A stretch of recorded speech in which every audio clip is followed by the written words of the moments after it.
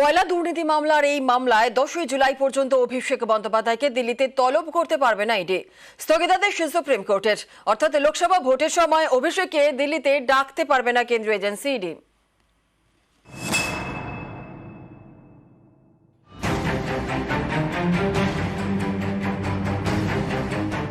বুধবার কয়লা দুর্নীতি মামলার শুনানি হয় সুপ্রিম কোর্টে। সেখানেই বিচারপতি বেলা এম ত্রিবেদী এবং বিচারপতি পঙ্কজ মিথলের ডিভিশন বেঞ্চ নির্দেশ দেয়, আগামী 10ই জুলাই পর্যন্ত অভিষেককে দিল্লিতে তলব করতে পারবে না ইডি।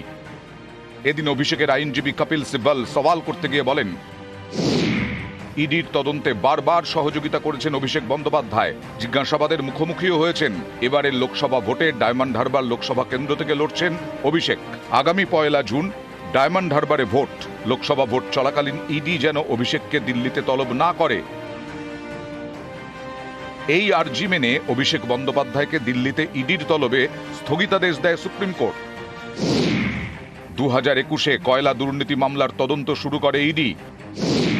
পরের বছর অর্থাৎ 2022-এ দিল্লিতে ডেকে অভিষেককে জিজ্ঞাসাবাদ করে তারা।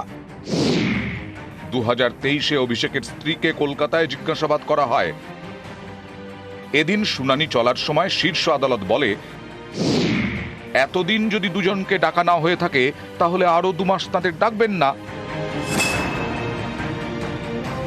অ্যাডিশনাল সলিসিটর জেনারেল যারা ইডির বিহাফে আজকে সুপ্রিম কোর্টে অ্যাপিয়ার করেছেন, তারাও স্বীকার করেছেন যে অভিষেক বন্দ্যোপাধ্যায় এবং রুজিরা বন্দ্যোপাধ্যায় কোঅপারেট করেছেন।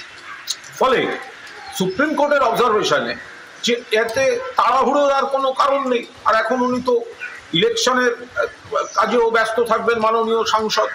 ইলেকশনের পরে নেক্সট ডেট ফিক্স করেছেন সুপ্রিম কোর্ট, এবং তার আগে যে ইন্টারিম অর্ডার ছিল সেটাই জারি থাকবে। তদন্ত তো বন্ধ হয়ে যায়নি, মামলা খারিজ করে দেয়নি। দিল্লিতে ডেকে দিল্লির লাড্ডু খাওয়াতে পারবে না, কিন্তু কলকাতায় থাকবে। কলকাতায় জল ভরা তালচাষ নিয়ে ইডি সিবিআই উপস্থিত থাকবে। দপ্তরেও ডেকে পাঠাতে পারে, বাড়িতেও যেতে পারে, সেখানে কোনো বাধা নেই। এখন এটা সম্পূর্ণ তদন্তের বিষয়, তদন্তকারী সংস্থা বলবে আর আদালত বলবে। আমরা চাই প্রকৃত তথ্য সামনে চলে আসুক। নিউজ 18 বাংলা।